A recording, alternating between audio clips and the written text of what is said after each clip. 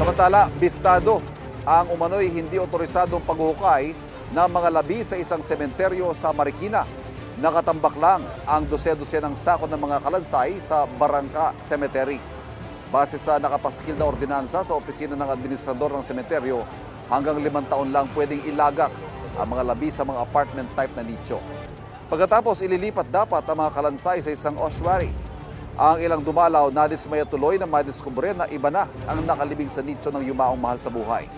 Kinundina naman ng Marikina LGU ang ginawang exhumation. Nakasaad daw sa ordinansa na hindi dapat nakatiwangwang ang mga buto at inilagay dapat sa ossuary. May permit din daw dapat ang bawat paghuhukay mula sa City Health Office na hindi na ipakita ng pamunuan ng sementeryo.